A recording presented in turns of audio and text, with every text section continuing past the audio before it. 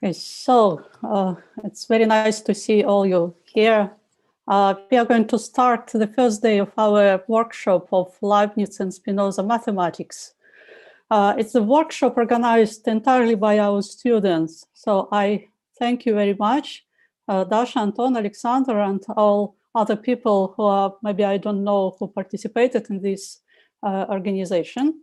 It's very nice to see all you here. Okay, sorry. We are going to start the first day of our, it's my own YouTube here. We have now a live streaming on YouTube. You may copy the link and share in various social networks. I thank Daniel Garber, who joined us to participate in this event. And we are expecting Vittorio Morfino to join us in a few minutes. So the idea was to prepare a couple of meetings. One day we'll be speaking in English, and another day it will be lectures in Russian. Both days are dedicated to these two great thinkers of early modern period. And initially the idea was to consider how mathematical thought was developed by Spinoza and Leibniz. I suppose that today we will speak on very different matters, because Vittorio will be speaking on Machiavelli and Spinoza. As I know, his topic is more historical, so we will be considering how time is considered by these two thinkers. And I suppose the big question which arises here is the question of infinity. Infinity is presenting both in material world and in mathematics. And the big problem which arises in the early modern period is how the infinity is entering in the material world, how the matter is divided by a lot of infinite parts, and how the world itself can be considered to be an infinite unity, infinite entity. So not only these problems we are going to take into consideration, we also will be speaking more on mathematical parts maybe next day, especially in Spinoza. And I suppose Dan Garber will be speaking today on geometry and material world as well. So it's a big pleasure to have all these events here. And actually, I would be ready to give the word to Vittorio, but he is not yet here.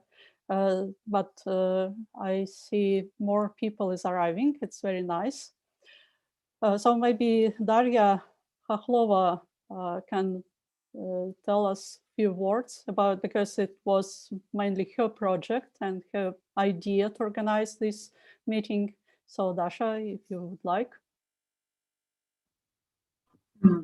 That was my idea to organize this topic, but I'm not the organizer. In fact, the main organizer today was Anton Yeroshenko, and many thanks to Anton Yeroshenko that this event could take place today. Actually, I have an interest to topic of infinity of Spinoza, and I thought that prospects from Spinoza and Leibniz on infinity could be extremely interesting in Russian context, because only few researchers really make something on these topics, and they are not popular in Russia, but not in other world. So I guess that problem of infinity, problem of mathematics in philosophy could be extremely relevant for Russian Spinozism and Russian Spinoza studies. And I want to say again that the main organizer of the formal part of this event was Anton, and really I'm very grateful to him. Yeah, thank you. And to Daria Drozdova, who kindly accepted invitation to moderate this event. Thank you. And to speakers, we are extremely honored to see you in our faculty of philosophy and cultural studies. Thank you. Yeah, thank you, Dasha. Actually, I was waiting for Vittorio to remember that Daniel and Vittorio both were our guests during last years. I believe, Dan, you have been here in 2016, so a time ago. So it would be very nice to have you here in person in Moscow. It's a big pity that we have all our borders closed, but it's so nice to see you online and to have this possibility to have conversations with you. And Vittorio Marfino was our guest a year ago, or more than a year ago, in May of the previous year, 2019. It was our international speaker series, and Vittorio has been invited by our international colleagues. And so we have like a new gathering here in virtual Moscow of our ex-guests, and it's very nice. So it's a great pleasure to have you both here. Let me see. I should say it's a great pleasure to be there, even virtually as well. I was there. I wasn't in 2016, that long ago. I enjoyed my visit very much. I enjoyed meeting everybody. Yeah. Very happy to be back, if only in this form, and would be delighted to return in the sort of more corporeal form. Yeah, thank you. I suppose the last time, we have a lot of students, but not all students who are presented here now, because, you know, generations are changing. And it's very nice what we have a great audience today. A lot of people are connecting. So we still are expecting for the first speaker. Our first speaker will be Vittorio Marfino, and he is professor of history of philosophy of University of Milano Bicocca. And he will be speaking on the fracture of the Kantian antinomy Machiavellian Spinoza. So I already did the presentation of him. Let's see if he will be here soon.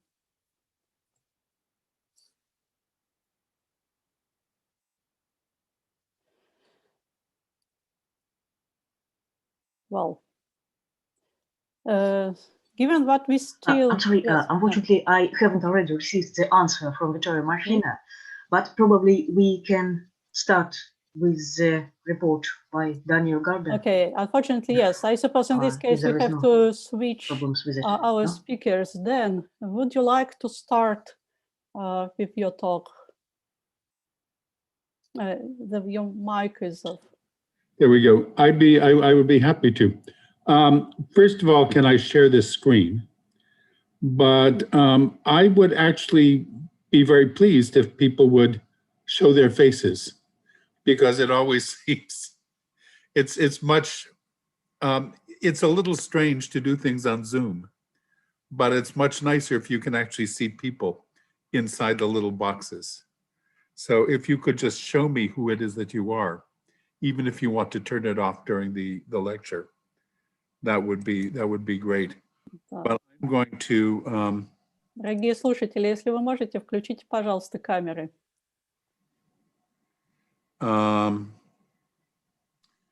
let me see.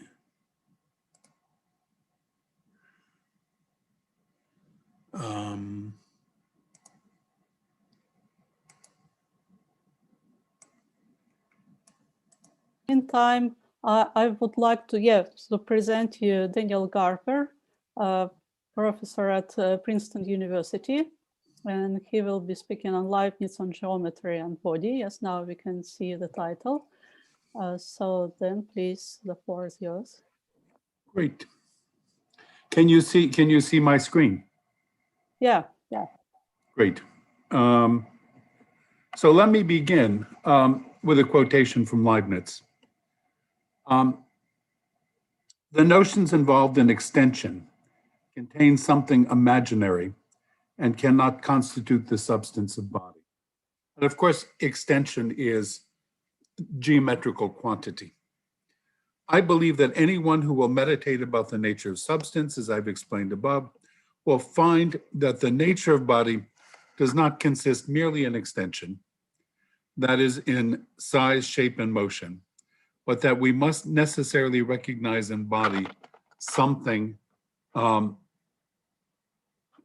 something related to souls, something we commonly call substantial form. It is even possible to demonstrate that the notions of size, shape, and motion are not as distinct as is imagined, and that they contain something imaginary and relative to our perception, as do, though to a greater extent, color, heat, and other similar qualities, qualities about which one can doubt whether they were truly found in the nature of things outside of ourselves. So in my presentation today, I'd like to explore what it is that's going on in this quotation. It's obvious here that Leibniz is attacking Descartes. For Descartes, bodies are essentially extended and nothing else. For Descartes, bodies are just the objects of geometry made real and concrete. In addition to that, for Descartes, sensory qualities such as color, hotness, etc., are not literally in bodies. They are the feelings that we have when bodies act on us through our sense organs. So you have a world in Descartes of geometrical bodies, and all of the sensory qualities are actually just in mind. Leibniz is opposing that by saying, first of all, that bodies are not just extension. They contain other things as well, in particular souls, and that their apparently geometrical properties are, like color and heat for Descartes, simply the result of the feelings that we have when bodies act on us through the sense organs. Bodies aren't really geometrical, Leibniz is saying. But then the question is, why is it that he's saying this? And if they aren't really geometrical, then what exactly are they? And that's what it is that I'd like to explore.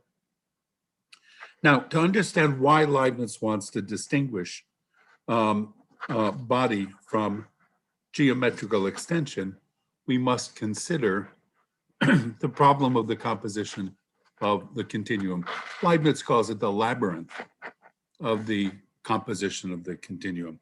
So consider a continuous line, a geometrical line.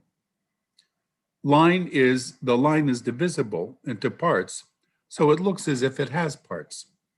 But if a whole is made up of its parts, then what are the parts from which a continuous line is composed?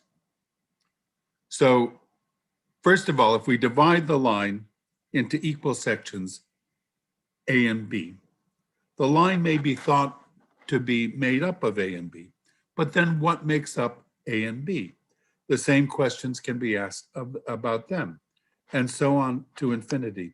We'll never get, in this way, to the ultimate constituents from which the line is made. Or alternatively, we can start from non-extended parts, points.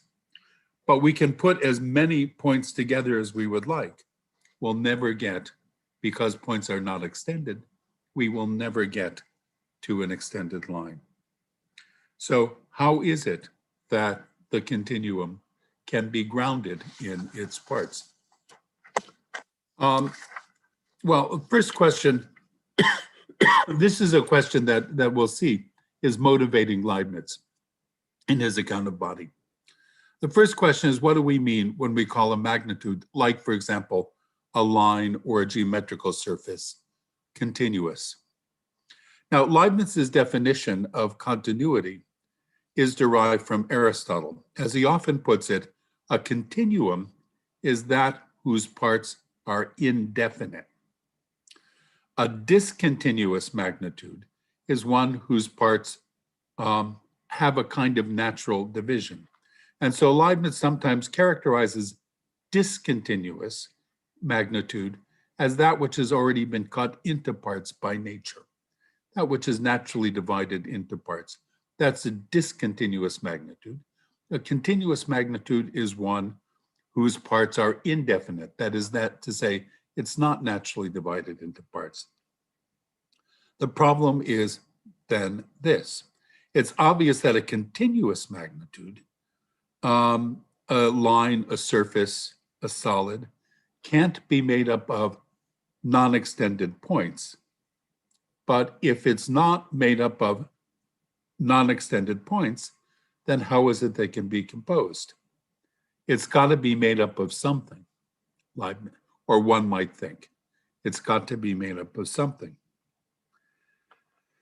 Now, in 1695, Leibniz published his Système Nouveau, and one of the criticisms published of that essay was by a philosopher named Simon Fouché. And in response to that critique, Leibniz published one of the clearest statements about the problem of the continuum and the geometrical extension and its relation to body.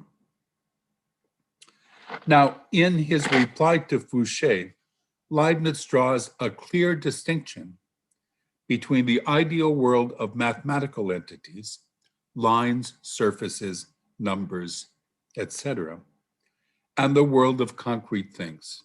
This is going to be the key to his solution of the continuum problem.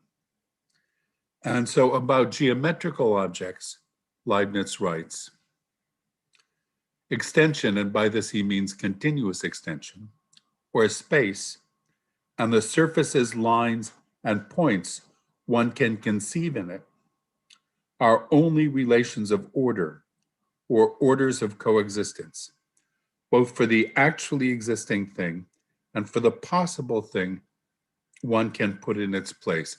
We're going to discuss all of this and figure out what he means by this. Thus, they have no basis of composition any more than does number. A number divided, 1/2, for example, can be further divided into 2/4 or 4/8, etc., to infinity, without our being able to arrive at any smallest fractions or to conceive of the number as a whole that is formed by the coming together of ultimate elements. Okay, what is going on in this passage? The problem of the composition of the continuum is concerned with the parts from which continua can be constructed. Leibniz's point is that the ideal geometrical continuum doesn't have such parts, strictly speaking, nor does it need them. It is not constructed from parts, but rather parts are constructed from the whole. Insofar as a geometrical continuum has parts, they come from the division of the line, and these parts are not properly elements of that line. In a purely geometrical, mathematical continuum, the parts don't make up the line. The parts derive from the line. The parts derive from the division of the line. The line is not made up of its parts, but the parts derive from the line. But In real concrete things, matters are different. So he says, but in actual substantial things, the whole is a result or coming together of simple substances, or rather a multitude of real unities.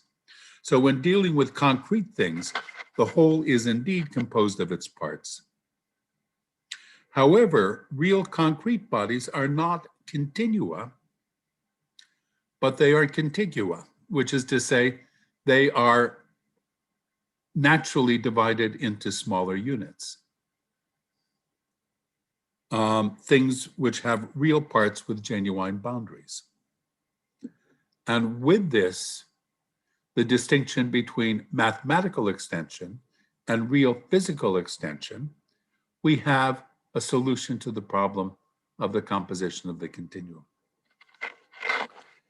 And this is the next quotation. It is the confusion of the ideal, that's to say the purely mathematical, with the actual, that's to say the physical and the concrete, which has muddled everything and caused the labyrinth of the composition of the continuum. Those who make up a line from points have looked for the first elements in ideal things or relations, something completely contrary to what they should have done. Mathematical extension is not made up of anything.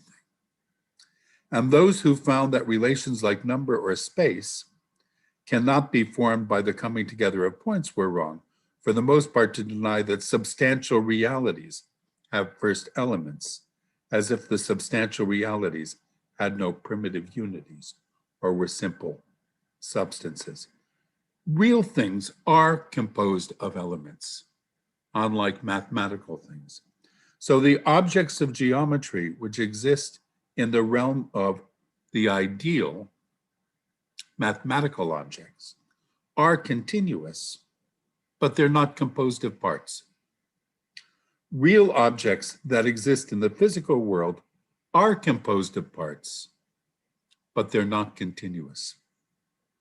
And in this way, the problem of the composition of the continuum is solved.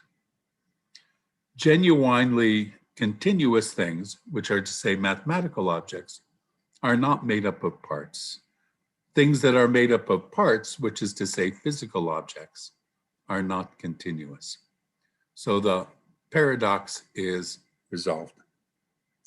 Now, this may solve the problem of the composition of the continuum, but what does this tell us about the relations between geometry, the ideal domain of continuous extension, and real physical things, which aren't continuous, but are naturally divided into parts? Aren't they geometrical too? Doesn't geometry apply to physical objects as well as to the abstract objects of geometry? And that's what I'm going to talk about now in the remainder of my time. What does Leibniz mean when he says that geometrical extension is ideal? From the fact that this is a quotation, from the fact that mathematical body cannot be resolved into primary constituents, it may be inferred that it is certainly not real, but something mental, designating nothing other than the possibility of parts, something, not something actual. So geometrical extension is ideal in the sense that exists only in the mind, in our mind or in God's mind. But Leibniz also holds it's closely connected with possibility. And this is the second quotation on the slide. In mathematical extension, by which possibles are understood, there is no actual division and there are no parts except those that we make by thinking. And in another letter, this is another letter to De Volder, Leibniz writes, in real things, there is nothing but discrete quantity. That is, a multitude resulting from true unities. These are real concrete bodies in the world. Continuous quantity pertains to ideal things and possibilities since it involves something indefinite or indeterminate, which is not allowed by the actual nature of things. So continuous extension is ideal and relates to possibilities. But this last quotation suggests a puzzle. The ideal relates to the possible rather than the actual. But Leibniz also suggests that the actual nature of things does not allow for the real existence of continuous extension, which leaves us with two further questions. Why is continuous extension impossible in nature? That's what he says. Continuous extension of the geometrical sort cannot exist in nature. Geometrical objects can't exist in nature. And in what sense, second of all, and in what sense is continuous extension related to the possible as opposed to the actual? So first, why is continuous extension impossible in nature? To understand why continuous extension is impossible in nature, I want to turn to the correspondence with Arnauld, where this is a major theme.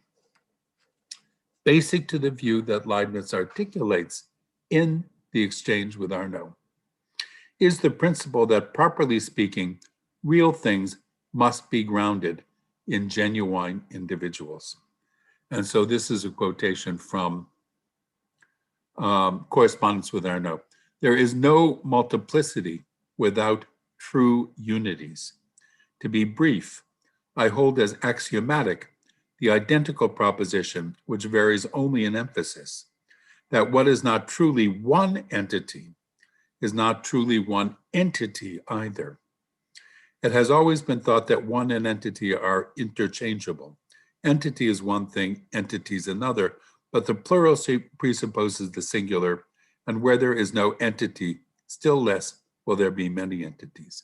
What clearer statement can be made? So, in order to be real, bodies must be either genuine individuals or composed of genuine individuals. This is a basic metaphysical principle for Leibniz, that the only thing that really exists in nature are genuine individuals and composites made up of genuine individuals. And where you don't have genuine individuals, you don't have anything real. But what does it mean to be a genuine individual for Leibniz? And again, in a letter to Arnauld, there is as much difference between a substance and such an entity, and here he's talking about a pool of fish or a flock of sheep, as there is between a man and a community, or such as a people, army, society, or college, which are moral entities where something imaginary exists, depending upon the fabrication of minds. Substantial unity requires a complete, indivisible, and naturally indestructible entity, which cannot be found in shape or in motion, but in a soul or substantial form, after the example of what one calls self. So what exactly are the genuine individuals that Leibniz thinks really exist in the world? In the correspondence with Arnauld, I would argue it is corporeal substances, living things, extended bodies, unified by non-extended souls that are at issue. And later in the same letter, he wrote, every part of matter is in fact divided into other parts. And since it continues endlessly in this way, one will never arrive at a thing of which it may be said, here really is an entity, except when one finds animate machines whose soul or substantial form creates substantial unity, independent of the external union of contiguity. And if there are none, it follows that apart from man, we are such unities. There is apparently nothing substantial in the physical world. So the ultimate constituents of the world, Leibniz thinks, are like animals. bodies, organic bodies that are united by virtue of having a soul. These are the ultimate constituents. If you were to have a powerful enough microscope, even if you looked at a stone, you would ultimately see that it's made up of little tiny animals. And this explains the quotation. I won't read this whole thing. This is the quotation that I put at the very beginning of the talk.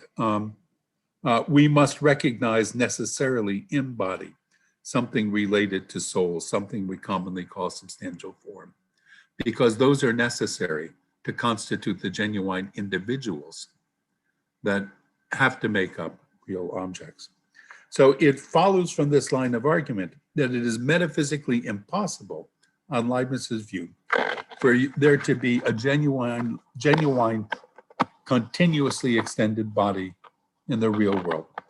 If continuous bodies lack natural parts, then a continuous extended body would lack constituent parts. And if it lacked constituent parts, it would lack unities.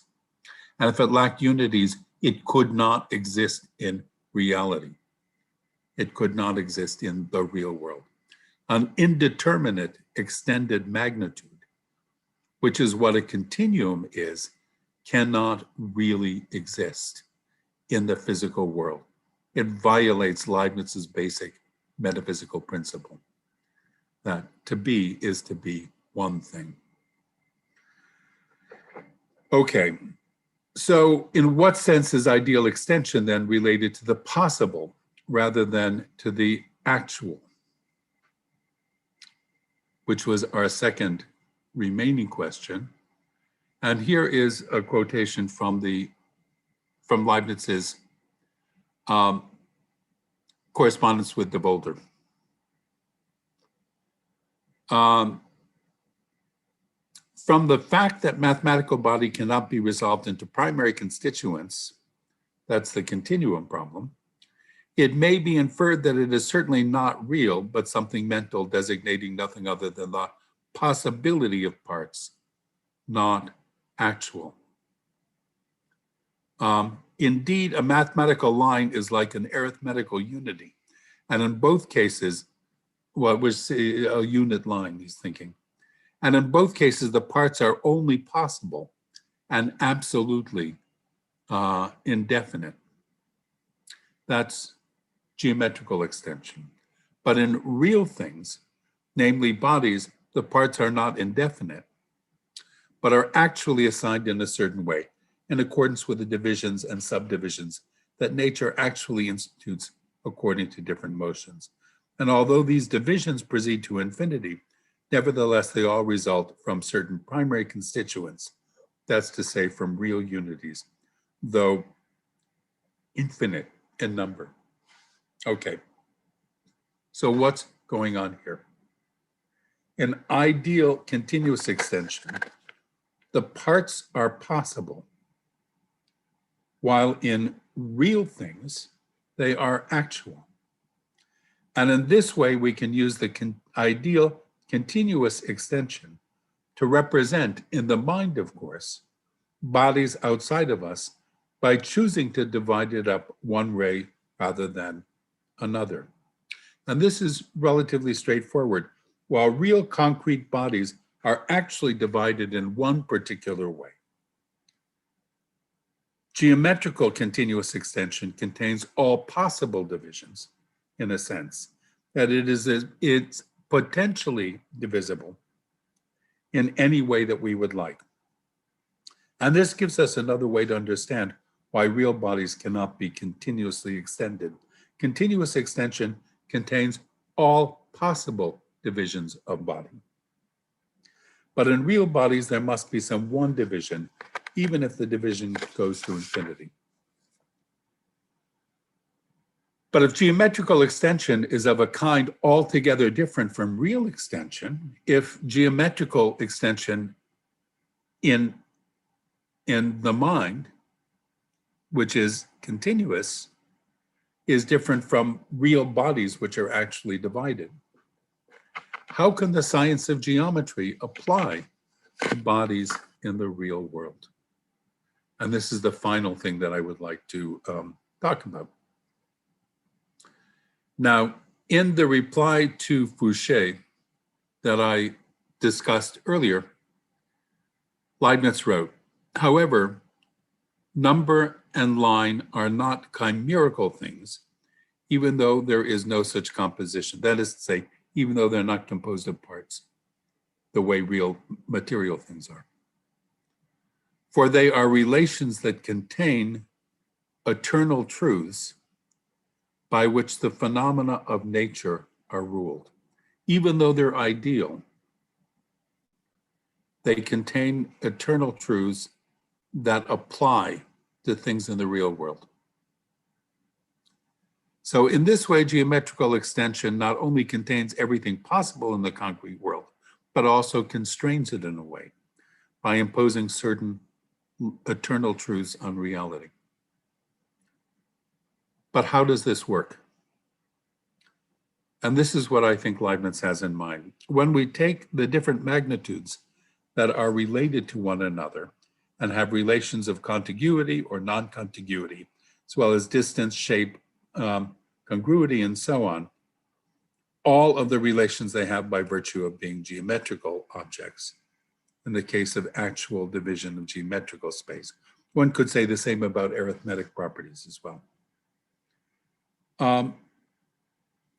Now we're talking in the ideal world of geometry. These eternal truths of geometry are, as it were, built into the structure of the mathematical continuum for Leibniz. The mathematical continuum brings with it the eternal truths of geometry, insofar as they are connected with relations among different possible ways of dividing a continuum into parts.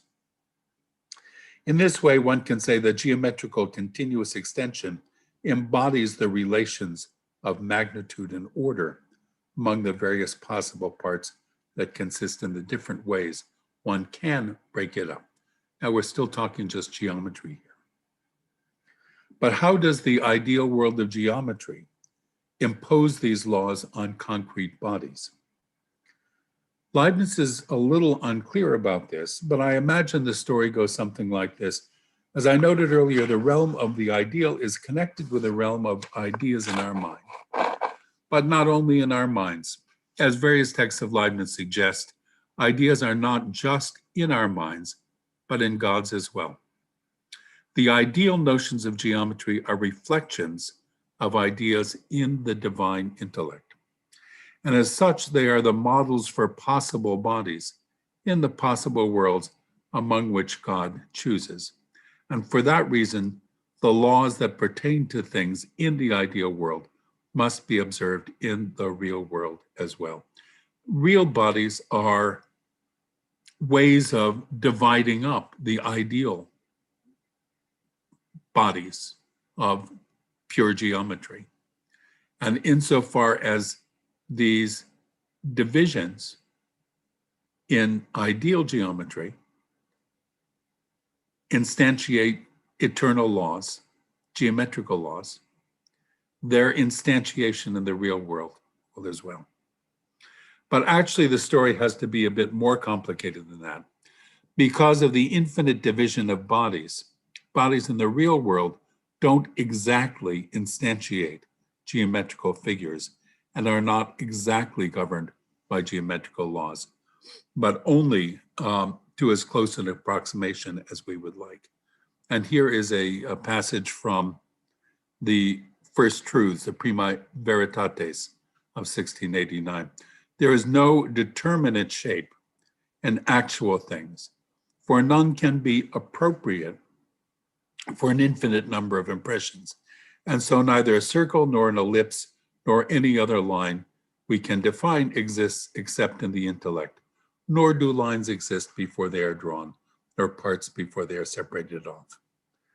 And this is, the idea is that real bodies are made up of genuine unities, but they're unities in unities in unities to infinity. So when you take a microscope of one magnification and look at things, you'll have one shape. But you look at, for example, the edge, and if you look at it with a more powerful microscope, you'll find that it's actually irregular. You look at the irregularities with a more powerful microscope, and there'll be further irregularities, and so on to infinity. And this is what Leibniz meant in that first quotation that I put up, when he said that the notions involved in extension contain something imaginary and cannot constitute the substance of body. It is even possible to demonstrate that the notions of size, shape, and motion are not as distinct as imagined, and that they contain something imaginary and relative to our perception. So the shape that we see in a particular body is simply a function of how our vision works. If we had more acute vision, we would see that it was a more complicated shape, and so on to infinity. So Leibniz argues, even the geometrical properties of body are connected with our perceptual abilities in just the same way as color and heat are. So the correspondence between geometry and the real world of bodies is only approximate, though by going to greater and greater levels of magnification, the correspondence can become as exact as one might like. And I think I'll stop now and open the floor to discussion.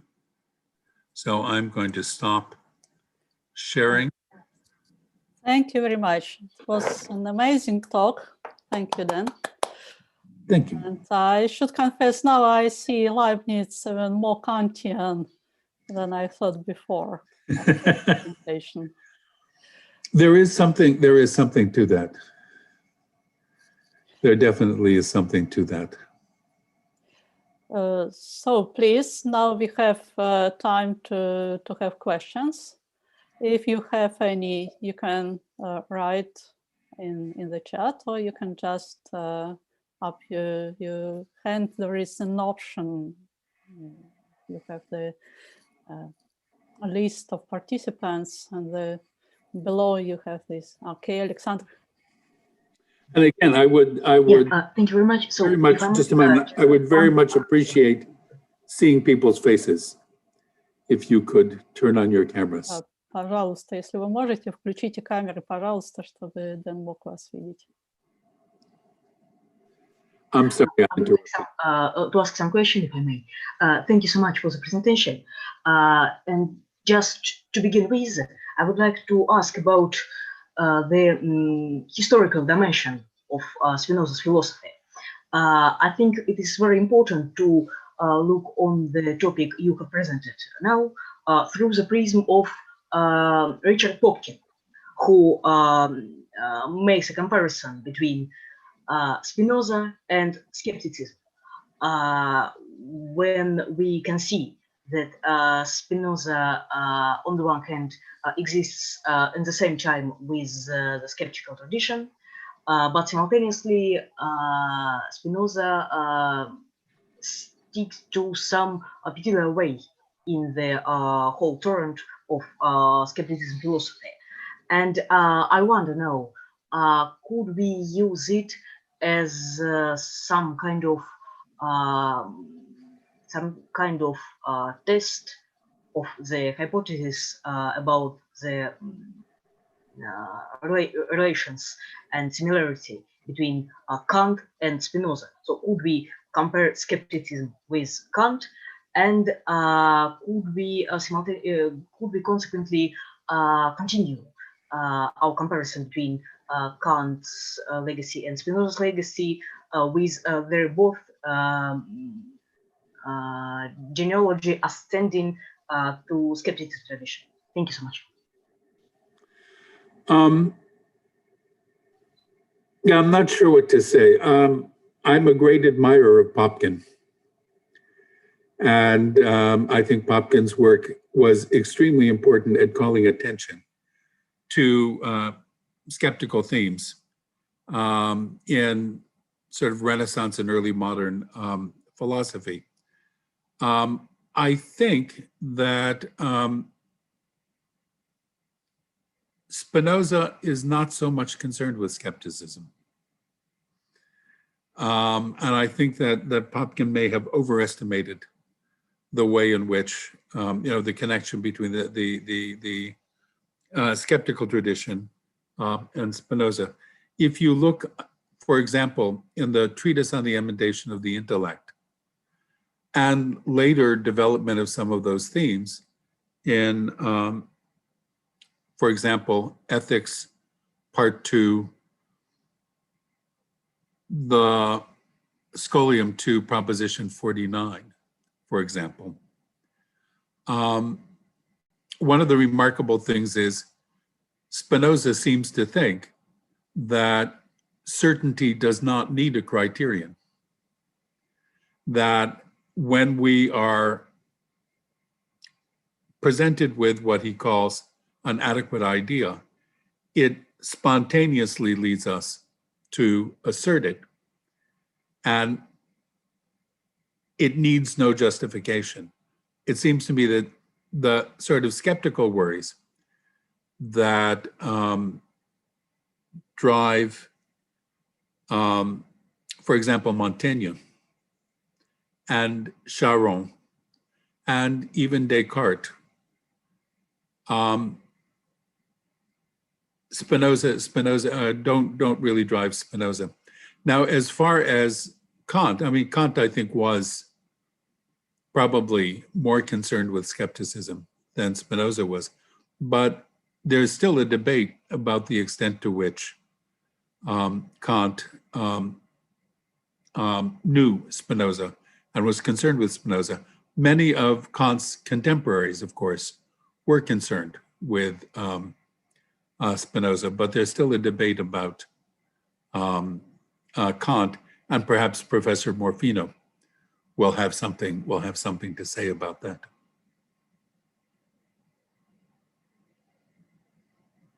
Thank you very much.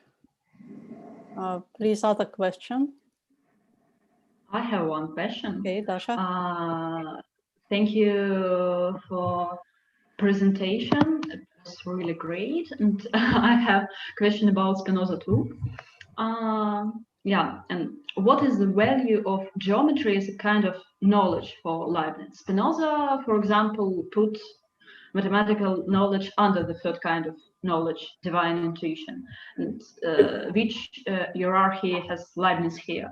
And second question, Leibniz compared geometry and physics and said that the first one is led by the principle of equality of the whole and its parts, and the second one is led by equality of the cause and effect. What is the status of geometrical and physical knowledge, and which is hierarchy for Leibniz here? Is there a place for Spinoza's divine intuition?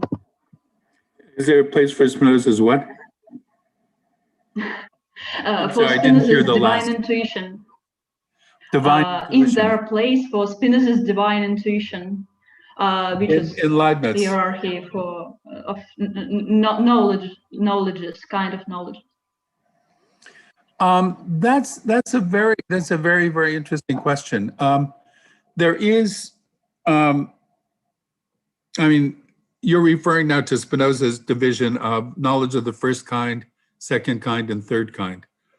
Knowledge of the second kind, it seems to me, is going to be geometrical knowledge. I'm not sure that Leibniz gets really beyond knowledge of the second kind in Spinoza's in Spinoza's hierarchy. He certainly does think that, in fact, that is in a certain way the model of knowledge. He doesn't, it is not geometrical in the Euclidean sense. Leibniz's view of knowledge is I think, a little bit more complicated. It does begin with definitions. It does involve proofs and so on, but it is, I think, more complicated than Spinoza's knowledge of the second kind. But nevertheless, it is comparable to that. And I don't think that Leibniz recognizes knowledge of the third kind, although it makes me want to go back and look at some of his commentaries on Spinoza. You know that Leibniz was obsessed with Spinoza from the time that he first read him, while Spinoza was still alive. But I don't know that he has anything to say about knowledge of the third kind. What Leibniz is mostly concerned with in Spinoza is not so much knowledge, but his conception of God and his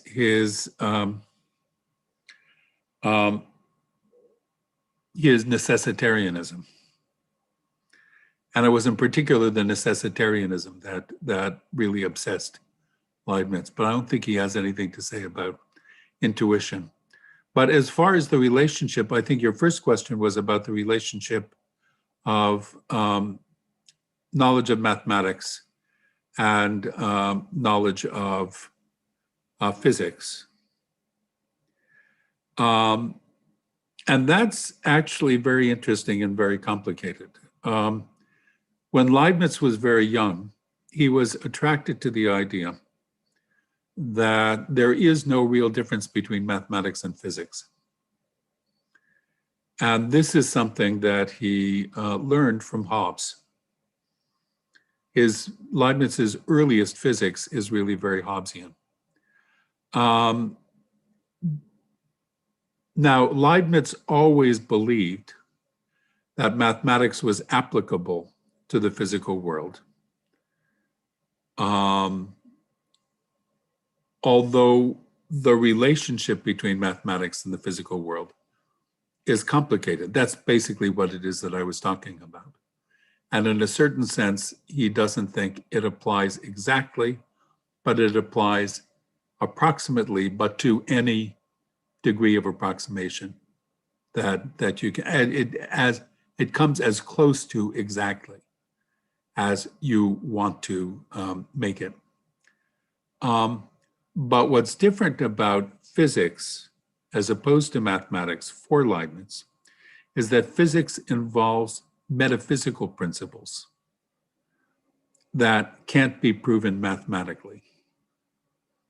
So, for example, Leibniz does believe in a metaphysical principle called the equality of cause and effect, that there must be roughly the same ability to do work in the effect as there was in the cause. And you can't gain the ability to do work by a physical process. And that was a principle that he discovered when he was about 40 years old, and that shaped his program for dynamics and shaped his physics. And that's not something that you can prove mathematically, but it's a metaphysical principle that you need to add to mathematics in order to be able to get an adequate physics. Spinoza, on the other hand, I think is less clear about physics than Leibniz. He did not really work in physics. And I suspect that he was probably more influenced by Hobbes on this, and probably didn't think that physics was that different from mathematics. But that's how I would put the two of them together. Does that answer what it is that you were? Yeah, thank you. That was. But they're both complicated stories. You know, in the end, both Spinoza and Leibniz are very complicated thinkers. I suppose Brian has a question. Brian. Thank you very much for the talk. I just got a notification that my computer is low on battery, so hold on 1 second. Don't want to go dark here. Okay. Thank you very much for the talk. That was very interesting. My question concerns what you were saying about geometry effectively being a necessary way for space to be organized. And I was curious how Leibniz would think about the existence of alternative geometries to the one that he was presumably working with, the Euclidean. That's a very, very interesting question. And people have been sort of thinking about that. I think that for Leibniz, it will be, close to a century, I think, after Leibniz's death. Well, more than that even, before people are beginning to think about alternative geometries. The big question really is here,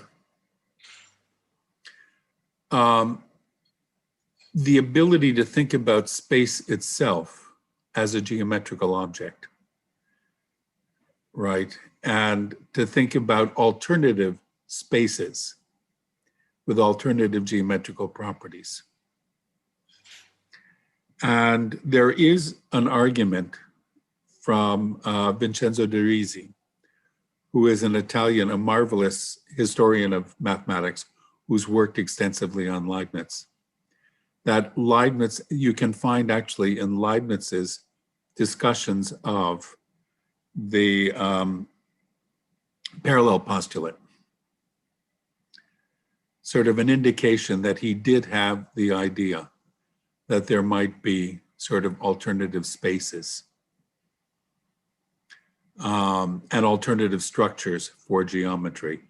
The standard line is that in Leibniz in the 17th century, among mathematicians, it was simply taken for granted that there is one space, which is to say Euclidean space, and that geometry has got to assume Euclidean space. But it may be that Leibniz was able to see something more than that. If you want, if you send me an email, I can send you a reference to. That'd be great. I don't, off the top of my head, remember the exact name of the book, but he wrote a little book on Leibniz and the parallel postulate, where he makes that argument. As a quick follow-up, do you think it's consistent with Leibniz's thought that you could consider alternative geometries, though? Or are you thinking about something that's just impossible, and so you can't really even entertain what that would be? It involves it. I think it does involve an enormous conceptual shift. I mean, this is the way, what I know about this is what I've learned from de Risi, and which is that, in people at least up to Leibniz and perhaps in Leibniz himself, Leibniz may not have been altogether clear about this, but that in the objects of geometry were things like circles and spheres and pyramids and squares and things of that sort. But that space itself was not something that could be considered as having a structure that you could consider alternatives to. And that when space itself became regarded as, and that non-Euclidean geometry becomes possible when space itself becomes a geometrical object and not just the sort of shapes and figures that you have in space. But this is, to be perfectly honest, going beyond my competence. It's a very technical subject. And Leibniz was a very sophisticated mathematician and was working on a program in mathematics, the analysis situs, which is partly what enables him to do this. Mm-hmm. Again, I mean, this is a very complicated mathematical project, and I'd be happy to send you the references that I know. Thank you very much. I appreciate it. Thank you very much. I have a question. Hey, Anton. My question somewhat continues that Alexander asked, and speaking about Leibniz and Kant, we can say that mathematics plays a bit different role in the intellectual context. Kant discovers the traditional aesthetic from different starting point. It is much more wandering with the question of subject than Leibniz context. I suppose there is a remarkable role of the mathematics which follows from the version. Could we assume consequently that mathematics replaces the interests to subject in Leibniz? Can this role of mathematics in Leibniz be a litmus test for Kant's subject? Thanks. I don't know. I mean, that's a very interesting speculation. The one thing, I mean, as you pointed out, I think as Daria pointed out at the beginning, that there is I have a paper which I think I asked people to look at called Leibniz's Transcendental Aesthetic. And the interesting thing about this view about the relationship between geometry and the physical world is very suggestive of what exactly it is that Kant was doing. The idea that, in a certain sense, geometry is something in our minds that is imposed upon the world, and that the world is not in and of itself geometrical. And there is a sense in which that's true for Leibniz as well, although Leibniz certainly doesn't have the full apparatus of Kant's transcendental aesthetic. You know, I don't want to suggest that it's all there in Leibniz, and that Kant just simply had to read I don't think in fact, I'm pretty sure that Kant did not read these portions of Leibniz that I was quoting. He couldn't have, because they were not available to him. Leibniz's writings, what we take as the standard writings, many of them were not published until the 19th century, long after Kant was dead. And many of them have not been published until the 20th or even 21st century. So, but it's an intriguing analogy between what it is that Kant was doing and what it is that Leibniz was doing. Can you get to the Kantian subject in this way in Leibniz? I don't think so. Leibniz had a very different way of getting to the subject, I think, than Kant did. But nevertheless, there are intriguing parallels between the two of them on these questions. Thanks. And actually, if I may, I'd like to continue.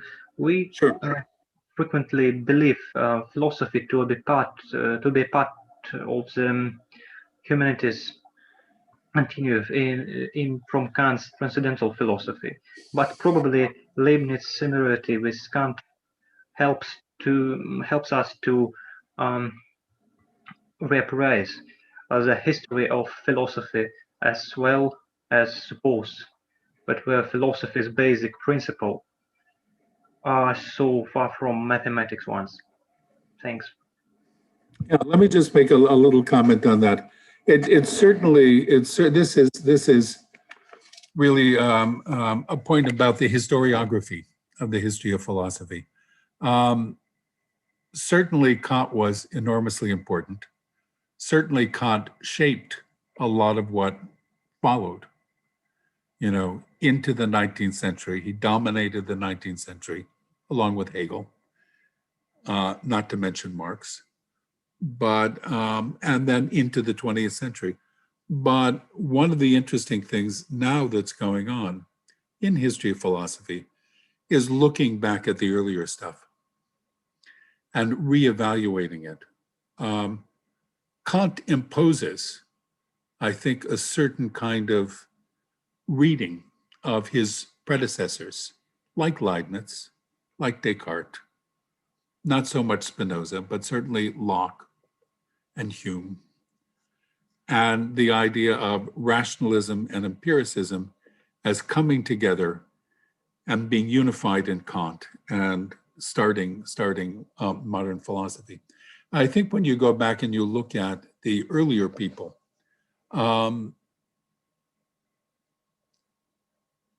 it's more complicated and it's different. And there are ways in which it's interesting somehow to see some of the Kantian themes in the earlier figures. But I think, for example, when you're thinking about Leibniz, and when you're thinking about Leibniz's thought about geometry and the relationship between geometry and the physical world, he is thinking not so much about knowledge as Kant is, but he is also thinking as a physicist. He is thinking about building up. He was important, of course, as a philosopher, but he was also important as a mathematician and as somebody who was concerned with understanding the physical world.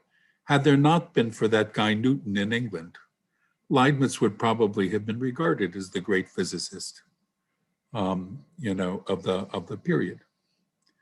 And his concerns about geometry and the physical world are related to his concerns about mathematics as a mathematician and understanding mathematical concepts as a mathematician, as well as understanding the physical world as a physicist. And that's why I think it's interesting. I think it's important to realize, of course, the importance of Kant for the rest of philosophy, but to understand that the world, when Leibniz is writing, he's not thinking ahead to Kant. When Descartes is writing, he's not thinking ahead to Kant, and so on. That Kant has been sort of rewrote the history of philosophy to fit his program, which is what it is that philosophers do. They rewrite the history to put themselves in what they think is the appropriate place. But the earlier figures didn't have those sorts of things in mind.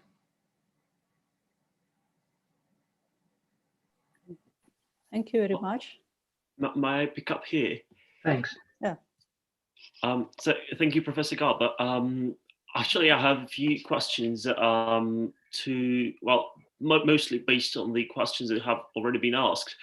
When talking about the philosophy of Leibniz and, actually about the differential calculus, I think it's not exactly clear to me how does he manage to transform Euclidean geometry and Aristotelian mathematics as a whole for the differential calculus to be possible at all.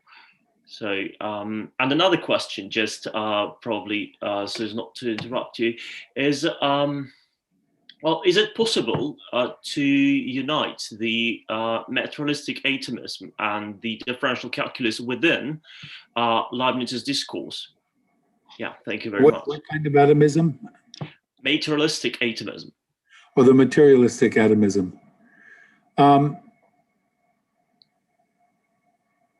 Okay, first on the question of the development of the calculus and Euclidean geometry. The development of the calculus in Leibniz, and in Newton it takes actually a different role, a different path.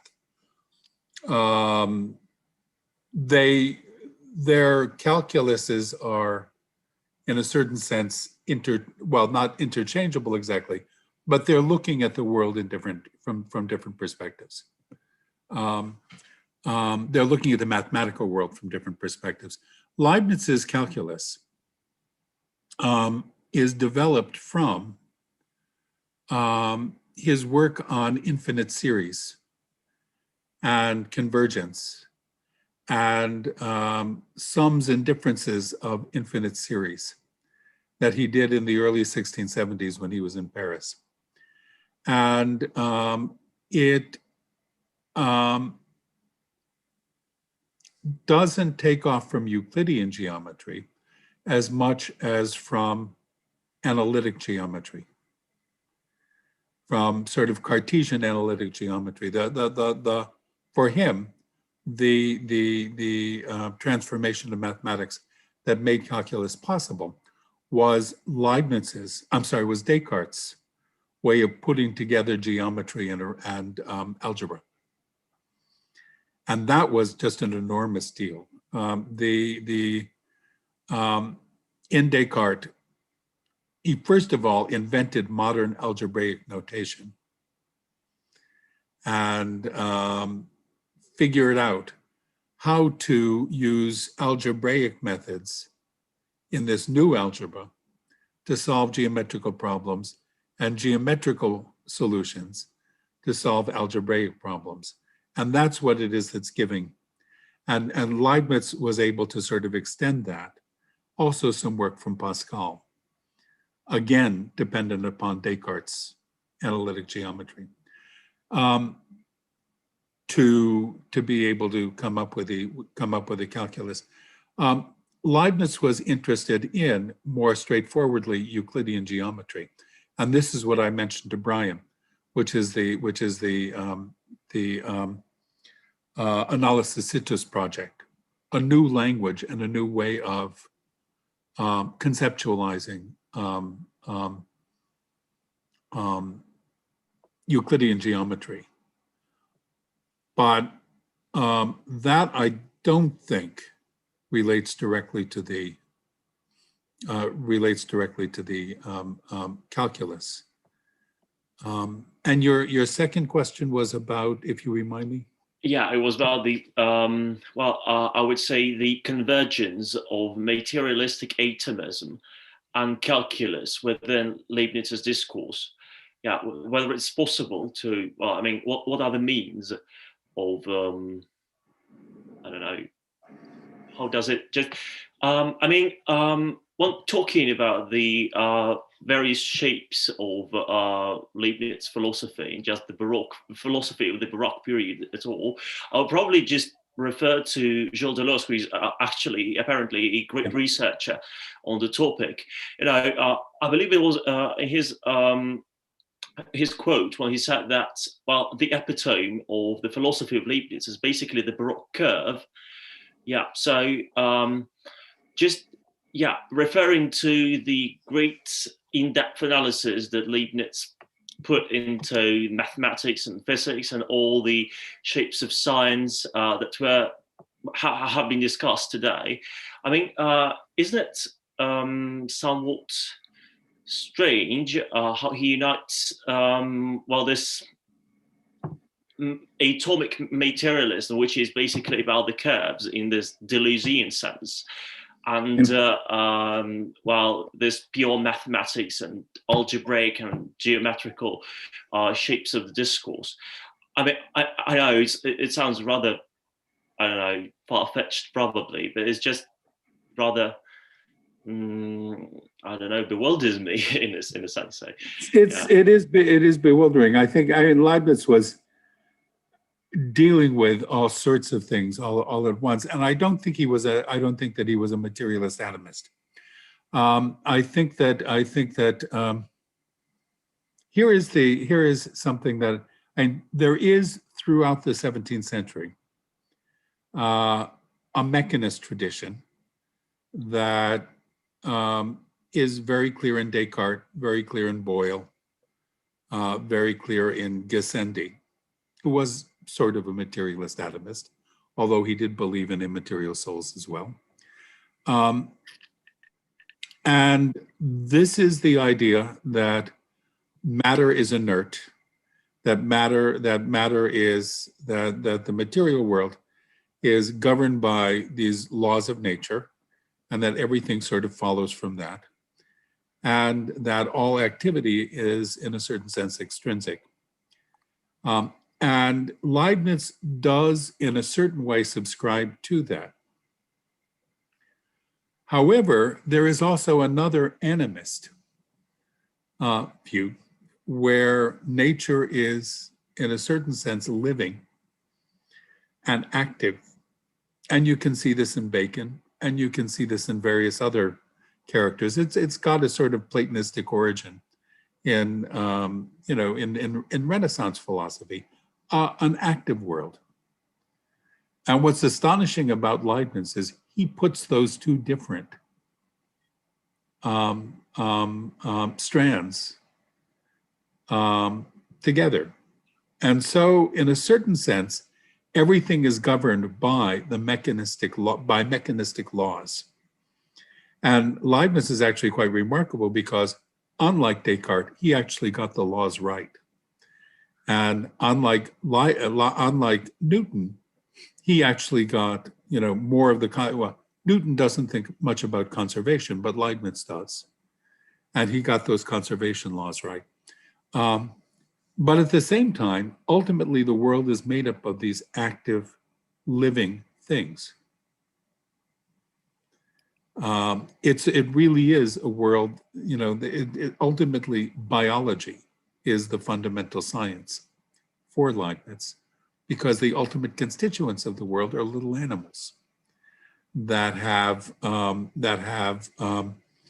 souls and that have activity. But nevertheless, the world can be described through the mechanistic laws of nature. So in a way, he is putting together the sort of mechanical philosophy with inert matter and the active matter tradition that was going on at the same time. So and that's the way in which I would see him. And yes, the calculus does apply in the case of the mechanistic way of looking at the world, but that's just one aspect of the world. Even though the world is mechanistic and governed by laws of nature, it's also active and governed by souls.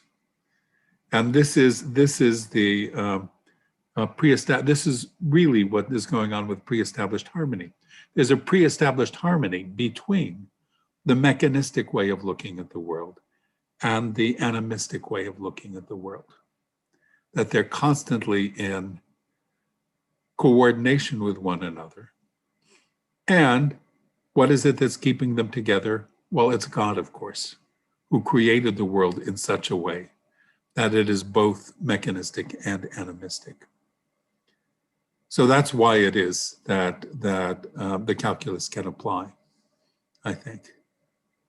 Thank you. I would like to continue the topic of the souls, if you don't mind, despite it might be a little deviation from the original course of the discussion. So you said that Leibniz populates the real world with living entities as small animals. Yep. This is a very interesting concept, but I still cannot see how could he come to this to such a point. So why an entity that why some concept that is required to constitute a unity, an entity of the world does need to have a soul that is commonly associated with such things as mind, qualia, and so on. So what is the relation between mind, the feelings, the reasoning, and this constitution of some real world entities, the entities that you were speaking about? Well, it was originally Leibniz was very attracted to atomism, But he came to realize that it wasn't really atoms that were important, but that genuine individuals. Now, how is it that he arrived at this view that there are animals everywhere? Well, what is the model of an individual? The model of an individual for him is the human being. Now, in one of the quotations that I put up, Leibniz says, if there were not these things in nature, then the only genuine unities would be us, human beings. We know through our experience that we are genuine unities who are, a body that constitutes a single thing by virtue of being connected with the soul. And we know that from our experience. Why do we believe that it's all throughout nature? Well, one of the things is, he was very impressed with the microscopic studies that were being done at the time, with Swammerdam, with Leeuwenhoek. He refers to them a number of times. And he sees this as confirmation of his view that they're tiny animals. You take a drop of pond water, which looks completely inert, you put it under the microscope, and there are all of these tiny animals going on there. Well, his metaphysical principle is that there have to be unities. We know that we're unities. We can see, at least in some instances, that nature is filled with these organisms. Why not everywhere? There have to be unities.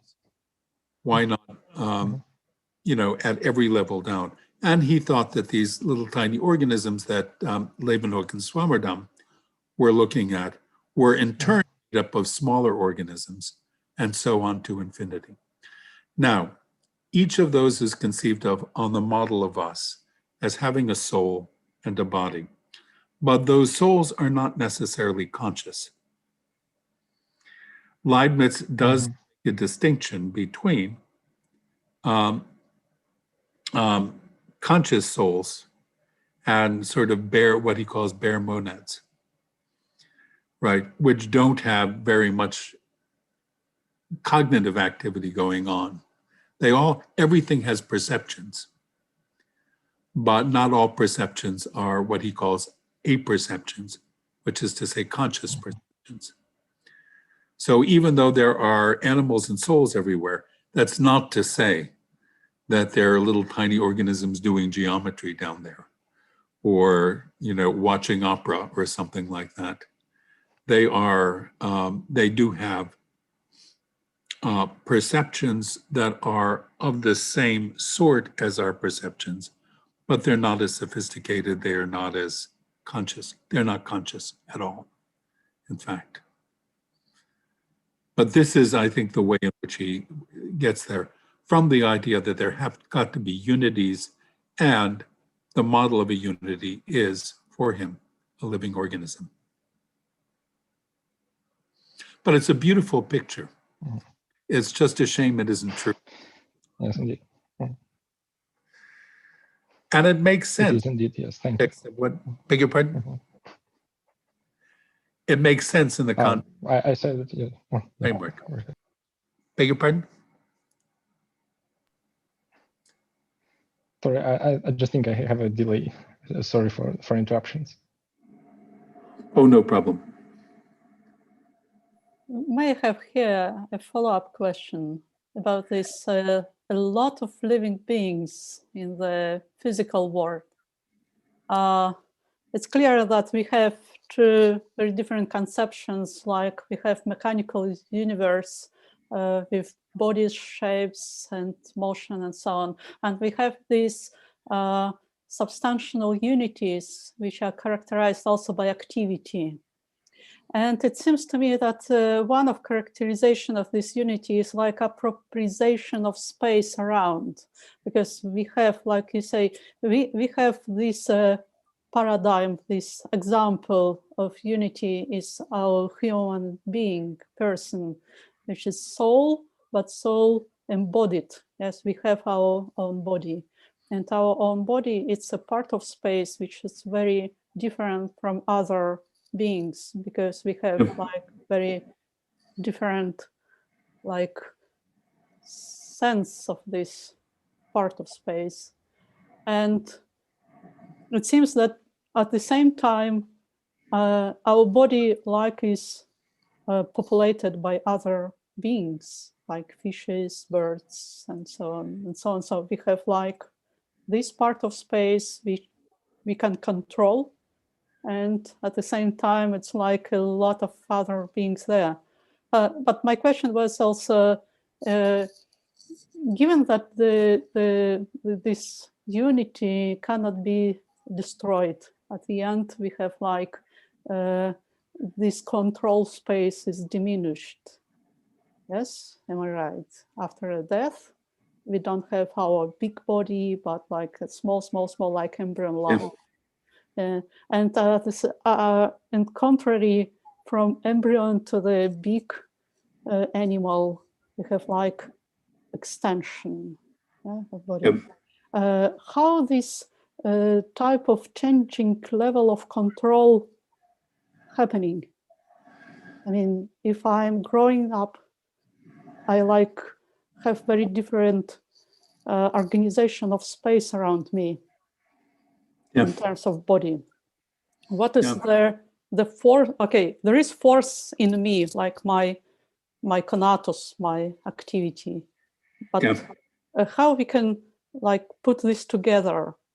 This material, geometrical space, which is space of natural phenomena, and this my capacity to extend, to grow, to have this particular control. I'm sorry if I'm not very clear. No, you're very clear. I'm not sure that Leibniz has an explanation. Let me just explain for everybody else what exactly it is that Daria is referring to there. Leibniz believes in the immortality, not of just the soul, but of the entire organism. So that when I die, it isn't that my organism goes out of existence, my whole body, soul, but what goes out of existence is the larger body that I have, and my body sort of shrinks. The portion of body that my soul controls gets very much smaller, but it continues to exist. It is immortal. Not just the soul, but the whole animal is immortal. And that's not only true of me, but it's true of everything. And when I'm born, I had started out a very much smaller body with a soul. And that what happens when I'm born, when I grow and eventually am born, is that the size of my body increases by adding other. The thing is, if you were to look at my body through a microscope, you would find that it contains many other organisms, many other tiny animals that are under the control of my soul. And if you were to look at each of those organisms, each of which has a soul and a body, you would find that its body is made up of tinier living things, and so on to infinity. And so what happens when I die is my soul loses control of many of the animals, tiny animals that make up my larger body, and my body shrinks. And those other animals go on existing, perhaps independently of me. Perhaps they become part of another body. When you eat, for example, a plant, or when you eat a piece of meat, those organisms, those animals that make up the plant or the cheese or the piece of meat or whatever, become absorbed under the control of your soul. Now, how that happens and why that happens, I don't think Leibniz actually ever offers an explanation for why it is that happens. But that's his very broad account of how it is that birth and life and death work. Yeah, thank you. I suppose it's very beautiful. Yes, this account. It is a gorgeous picture. Yeah. It's just a shame that it isn't true. And I should thank you because for your explanation of how there is difference between geometrical continuity and this endless divisibility of material world. Because for me it was always like confusion. I was sure that it's almost the same. Well, the important thing is that, you know, in the ideal geometrical world, there are an infinity of ways in which you can divide up a continuous magnitude. In the real world, even though you are divided literally into an infinity of parts, it is a particular division, one of an infinite number of other possible divisions. I was thinking at that moment, but maybe it was just because, I'm sorry, my dog is waking up, because there is no difference at the time between two types of infinity. Because as we know, at the end of 19th century was established, there is the difference between continuity and like 1, 2, 3, 4 and natural number series. Yeah. And everything that can be like put as a point, I suppose it was thought of Leibniz that we can divide by distinctive unities, and these distinctive unities can be numbered. Like, yeah. Now there's a debate about, well, I think Leibniz's notion of continuity here is really Aristotelian, which is to say that a continuous magnitude is one which is not divided into natural parts, and that a discontinuity is one like our bodies or anything in the physical world, which it is divided naturally into parts. Now, I mentioned Derisi. Derisi does believe that there are places where you can find modern definitions of continuity in Leibniz. And I'm a little bit skeptical about that. But these ideas, but that's one of the difficult things about working with this, is our notions of continuity, discontinuity, our notions of infinity were just simply not available, or were not widely available. And while somebody like Leibniz may have approached some of them, he certainly, I think he was not altogether clear, you know, on some of those notions, which don't really emerge until the mid-late 19th century. Yeah, thank you. I would like to go to the question in had in the chat. It was about this, the vacuum is continuous.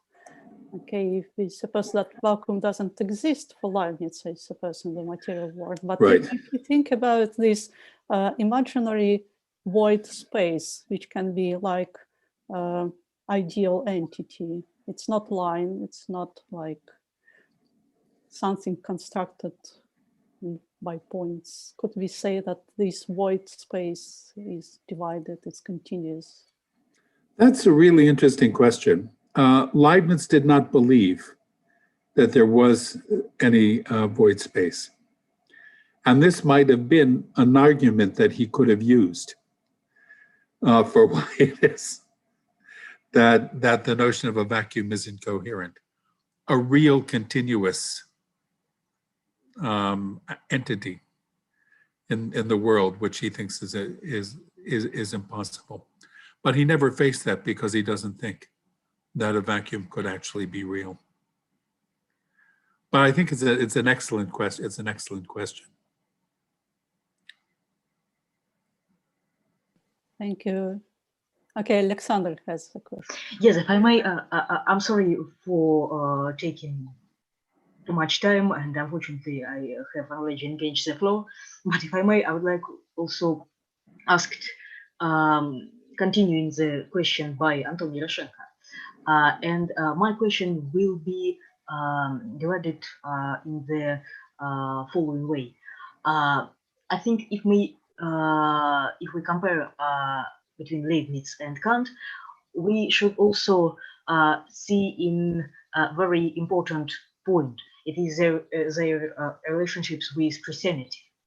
I think, if I'm not mistaken, for Leibniz, there is no contradictions between two approaches, philosophical one and Christian one, because they both are equal in their intention to their continuity, to their sustainability, and to shaping the knowledge and the reasons we realize and imagine the world and the events as being systematic. And the question is, if we look at Leibniz, we, I suppose, can say that Leibniz tried to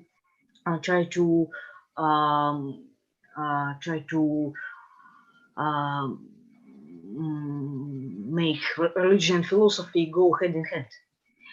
And on the other hand, Kant, he considers religion as some kind of victim, as such a system which should be overwhelmed by philosophy. Could be what? And I'm sorry, I didn't hear sorry, yeah. what you said. Kant regards religion as what? Well, some kind Hearing. of a contestant for philosophy. Philosophy should overwhelm religion, and so the question is, I suppose, in the very idea of sustainability and the idea of system. Is it also a way for us to tackle some kind of discrepancy between Leibniz and Kant? Because for Kant, it is not enough to build the system from philosophy. His aim is to subdue the religion system with the system which has as its main part the subject, the transcendentality. Thank you. Yeah, I'm not sure that I can say much about Kant. I mean, that's an aspect of Kant that I don't fully understand. But in Leibniz's case, he certainly considers, well, there are two kinds of theology. There is natural theology, that which we can say about God and the world on the basis of reason. And there is revealed theology, that which we can say about God and the world on the basis of scripture and revelation. Leibniz does not talk about the latter, but Leibniz is very much involved with natural religion, and in fact, it's very much integrated in with his philosophy. The one philosophical book that he published during his lifetime was the Theodicy, which was, understanding from a rational point of view, from a philosophical point of view, understanding the problem of evil. And the whole idea that God creates the best of all possible worlds, which is what's at the center of the Theodicy, is also at the center of Leibniz's metaphysics, the principle of the best. So in a certain sense, religion, do you want to call it religion? Religion is a bunch of different things. Religion is theology. Religion is also practice. It's also tradition. that part of religion doesn't enter into Leibniz's consideration of theological questions. But certainly the rational part is, quite central to Leibniz, and integrated with his philosophy, and integrated with his physics, for that matter. Because insofar as his physics is grounded in metaphysical principles, he's got to ask himself the question: what kinds of metaphysical principles would God institute to govern the world? So for him, there is not a competition. It's all part of the same thing. On the other hand, when looking at religion as an actual institution in the world, he was very much concerned with that. He was concerned with the reconciliation of the Catholic Church and the Protestant churches. When that didn't work, he tried the reconciliation of the Calvinists and the Lutherans. That didn't work very well either, but that's a different kind of program. And that's more of a political program than a philosophical program. Does that answer the sorts of, I'm sorry, I just don't have anything much to say about Kant on that.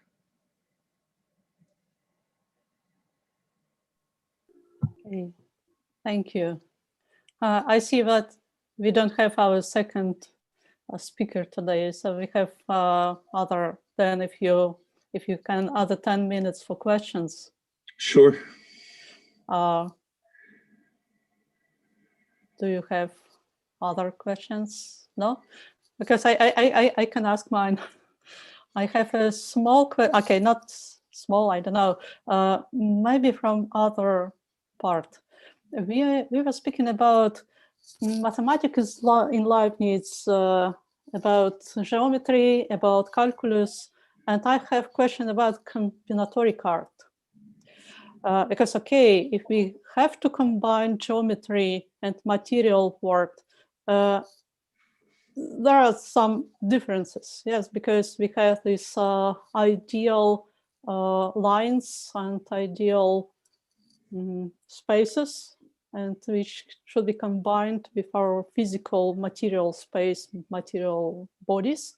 But what about this kind of, what we say, not when we have to calculate this, let's say, in the game, the probability to gain or to lose. It's not the geometry, it's other kind of mathematical reasoning which we can apply to the real bodies. Yeah. What do you think about this? Well, Leibniz was interested in that as well. Look, Leibniz was interested in absolutely everything, which is really quite remarkable. He had projects of all sorts. He was interested in probability theory. He was interested in it from Pascal's point of view, and but he was also there was a Constantine Huygens had written a little treatise on probability that was very much under discussion. People were figuring out at that point how it is that it could be applied to various things, including problems with predicting life, predicting death, figuring out what the price for pensions would be, figuring out what how to charge people for insurance on the basis of probability, using the analogy with games of chance. Leibniz was involved with that. My recollection is that he did not make major contributions to that field, though he was interested in it. On the other hand, one of his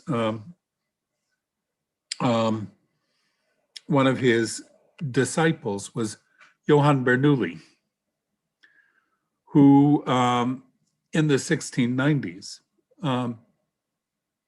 while in contact with Leibniz, and I'm sure Leibniz knew about this, actually proved the first version or weak version of the law of large numbers. That, you know, a fair coin, if you flipped it enough, the probability of heads would converge on 0.5. And it's a very ingenious proof that takes off from Huygens' framework for dealing with probability. And Leibniz was part of that group as well, although I don't think, and he did have hopes that this would be a major tool that one could use in politics and in physics as well.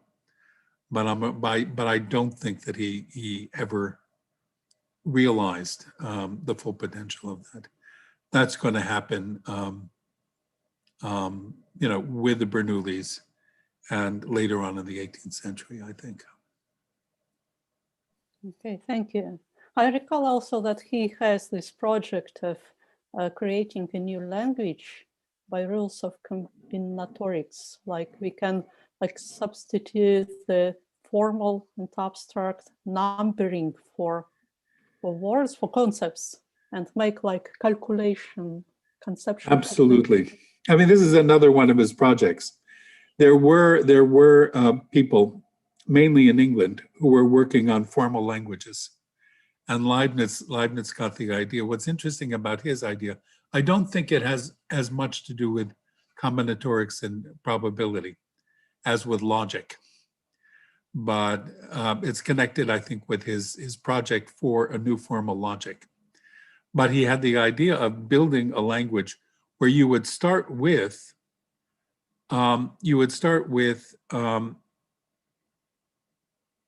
basic concepts, and then build up concepts from those basic concepts. And one of the ideas was to think of it numerically. So you would assign, you'd have a list of, 1,000 concepts. Each one would be basic concepts, fundamental concepts. Each one would be assigned, say, a prime number. And then more complex concepts could be built up by multiplication. So, if gold is going to be such and such a color, malleability, such and such a weight, you would put the numbers for those basic concepts together, multiply them. And of course, because of the prime factor theorem, that every number can be decomposed into the product of prime factors, you could always recover those basic things. And then you would define inference and truth in terms of arithmetic relations, so that you could, if you wanted to find the truth of a proposition, you could translate it into arithmetic and just calculate it using these rules and using these basic concepts.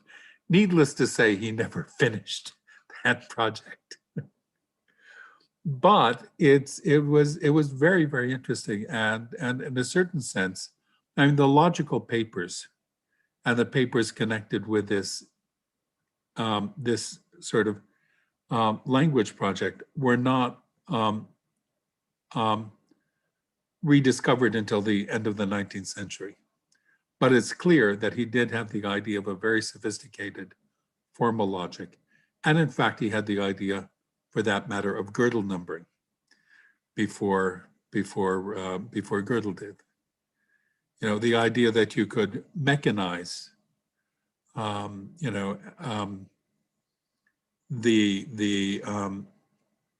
you could mechanize reasoning and turn it into simple calculations, for which, by the way, he also invented a calculating machine that could do addition, a machine that could do addition, subtraction, multiplication, and division.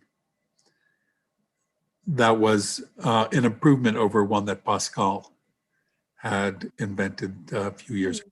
Yes, and it's a wonderful story, because from one side he is creating this calculatory reasoning machine which can combining numbers, make a certain reasoning. At the same time, he has this thought experiment with mill, where inside the mill you cannot find the thought, Yes. so Yes. the thought cannot be constructed as a machine. Yes. It's Yes. very interesting.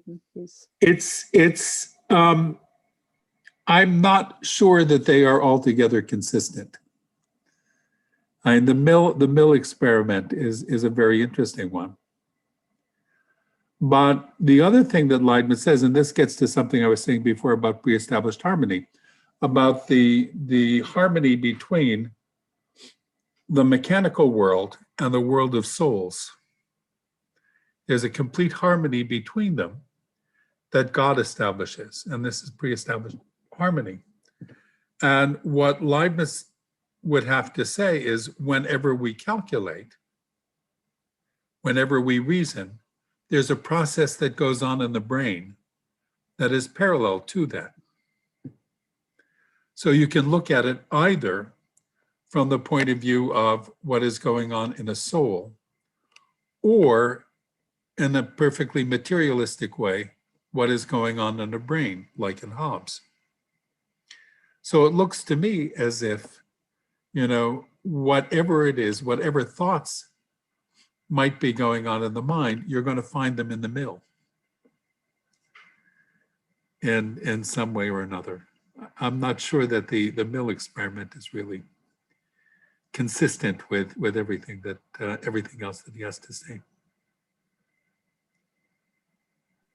Thank you very much.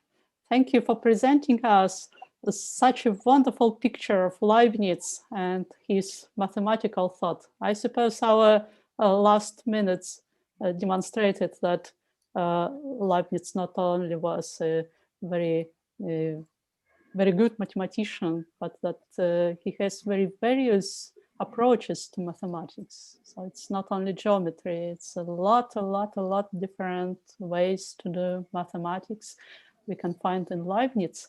So thank you again very much. I can ask our audience to make an applause. Thank you. Thank you very much. This has been a great pleasure. And Yes. I'm very happy if anybody wants to write me with other questions or anything like that. Dario, you have my email, and feel free to send me a note if you would like. But this has been a great pleasure to meet you all and to talk with you. And I hope at some point we can actually meet in person in Moscow, in Princeton, in someplace else. Sure. We hope for this. So thank you very much. Greetings for Christmas, for all feasts we have in future, and for all people who are here with us. I'm inviting you to join the session on 25th December. Unfortunately, it will be in Russian, so then, but it will be nice to see you all again, and then thank you again. Well, thank you, and have a lovely holiday.